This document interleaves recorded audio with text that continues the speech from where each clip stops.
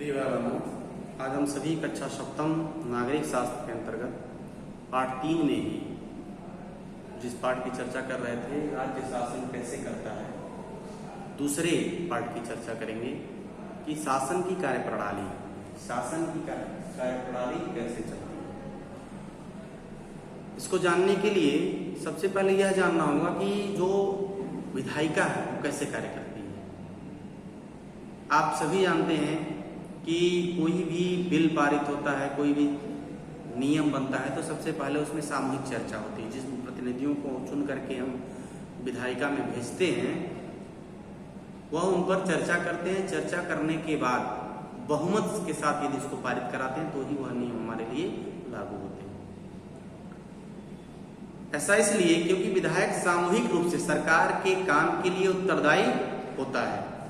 सामान्य भाषा में यदि सरकार शब्द से तात्पर्य लगाएं तो शासन के विभिन्न विभागों और मंत्रियों से होता है जो उनके प्रभारी हैं। इन सबका सामूहिक प्रमुख मुख्यमंत्री होता है, क्योंकि मंत्रियों का जो हेड होता है वह मुख्यमंत्री होता है। सही मायने में यही सरकार का कार्यकारी हिस्सा माना जाता है या कार्यपालिका कहलाता है। दूसरी तरफ सारे विधायक जो विधानसभा में एकत्र होते हैं विधायिका कहलाते हैं और विधायिका के रूप में सरकार के कार्यकारी हिस्से को काम करने का अधिकार देते हैं और फिर उनके काम की जांच भी वही करते हैं। जैसा कि आपने पाठ में पढ़ा, पाठ के प्रारंभ में देखा, इन्हीं में से कार्यपालिका का प्रमुख जो होता है वह कौन होता है? मुख्यमंत्री। उसको बनाया जाता है। अब शासन की कार्यप्रणाली कैसे चलती है? केवल विधानसभा में ही सरकार के बारे में टीका टिप्पणी और सरकार से कार्यवाही करने की मांग नहीं की जाती है। आपने अखबारों में देखा होगा, टीवी चैनलों और अन्य संगठनों को सरकार के बारे में बात करते हुए देखा होगा। लोकतंत्र के अनेक माध्यमों के द्वारा अपने विचार व्यक्त करते हैं। ये लोग क्या करते हैं? लोकतंत्र में इन्हीं माध्यमों के द्वारा अनेक माध्यम है, इसके अलावा भी जो जिससे अपने बातों की अभिव्यक्ति करते हैं। विधानसभा में चर्चा होने के थोड़े समय ही बाद, मान लीजिए कोई स्वास्थ्य मंत्री है, स्वास्थ्य मंत्रालय की जिम्मेदारी किसी मंत्री को दी गई है और विधानसभा में चर्चा होने के थोड़े समय बाद ही प्रेस वार्ता की गई। इसमें क्या होगा कि जब प्रेस वार्ता की जाएगी तो इलेक्ट्रॉनिक मीडिया, प्रिंट मीडिया, इससे विभिन्न समाचार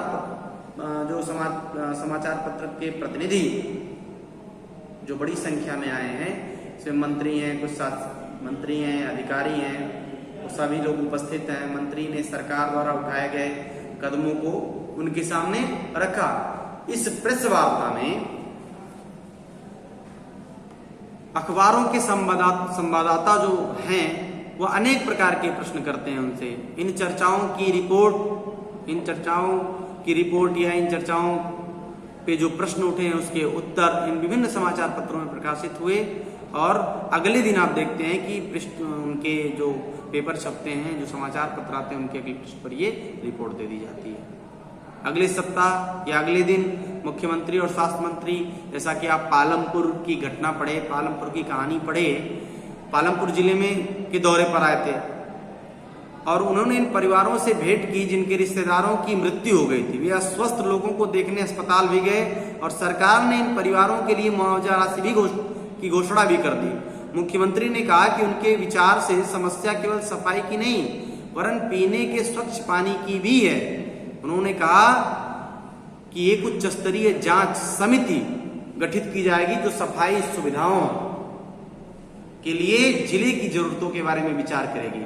लोक निर्माण मंत्री को दिशा निर्देश देगी ताकि वे क्षेत्र में पानी की समस्या को हल करके पानी की उचित व्यवस्था पर ध्यान दे सके। ठीक इस प्रकार से उसके लिए क्या कर सकता है वह मंत्री या मुख्यमंत्री? उसके लिए धन आवंटित, यानी मुख्यमंत्री धन भी आवंटित कर सकता है उस व्यवस्था को सुचारू रूप से चलाने के लिए, उस व्यवस्था को बनाने के लिए। ठीक है, इस प्रकार से शासन की कार्यप्रणाली चलती है। हम विधायिका में अपने प्रतिनिधि चुनते हैं, उन्हीं प्रतिनिधियों में से कोई प्रतिनिधि जो सत्ता दल में आता है, जिस पार्टी से, जिस दल से जो लड़ता है, यदि उस दल का बहुमत 50% से अधिक है तो वह सत्ता पक्ष का व्यक्ति होगा और उन्हीं व्यक्तियों में से किसी एक विधायक यानी जितने भी मंत्रालय हैं उनके मंत्रियों की घोषणा माननीय राज्यपाल के द्वारा की जाती है और सभी राज्यपाल के द्वारा नियुक्त किए जाते हैं। उसके बाद वह उसके अधिकारी हो जाते हैं और वह उनके लिए धन का आवंटन, उनकी सुविधाओं की देखभाल करना, उनके बारे में चिंता करना, सारी जिम्मेदारी उस विभाग के मंत्रियों की होती है, जो हमारे जनप्रतिनिधि भी हैं। इस प्रकार से शासन की कार्य प्रणाली चलती है और विधायिका कार्य के आने होने से किया जाता है। इसका प्रश्नोत्तर मैं आपको PDF के रूप में भेजूंगा और आपको अपनी फेयर कॉपी में इसको करना है।